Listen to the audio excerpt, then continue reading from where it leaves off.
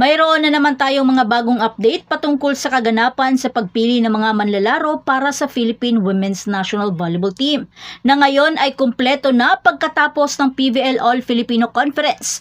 Pero sa ngayon mukhang di muna re-responde ang Creamline sa tawag ng PNVF. Bakit kaya? Tara at ating alamin sa video natin ngayon. Pero bago pa man ang lahat, kung hindi ka pa nakapag-subscribe, please like and subscribe at pakispike na rin sa bell button para lagi kang updated sa mga volleyball ganap.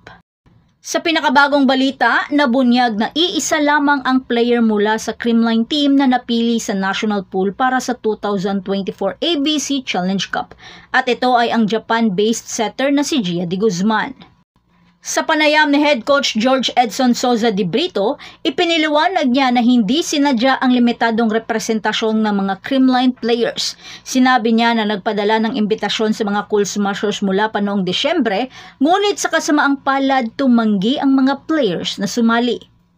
Sinabi ni Coach de Brito na 3 Creamline players kasama si de Guzman ang una nilang inimbitahan na sumali sa national pool. Gayunpaman hindi niya binanggit ang mga pangalan ng 2 players na tumanggi. At mahalagang tandaan na kamakailan lamang ay nagwagi ang Creamline sa PVL All-Filipino Conference Finals laban sa kanilang kapatid na koponan na Choco Mucho. Kahit hindi kasama sa kasalukuyang pool, ipinahayag ni de Brito na malugod pa rin na tinatanggap ang mga Creamline players na sumali sa national team sa hinaharap.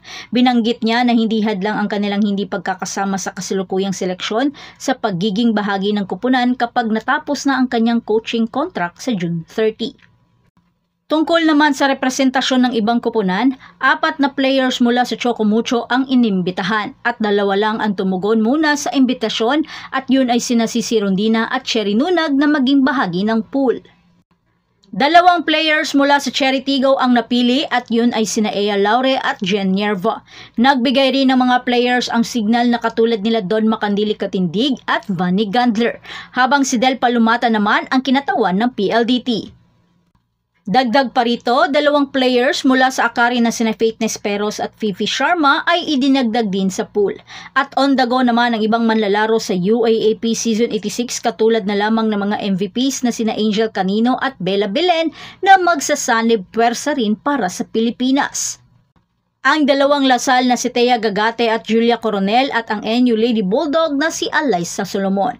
Hindi rin magpapahuli ang bagong recruit na si Cassie Dongalio ng University of the East para kumpletuhin ang national team roster. At yan na ang pinakahuling balita tungkol sa hindi pagkakasama ng mga Creamline players sa Philippine Women's National Volleyball Team. Pero usap-usapan naman sa social media ay meron naman daw itong mga prior booking vacation.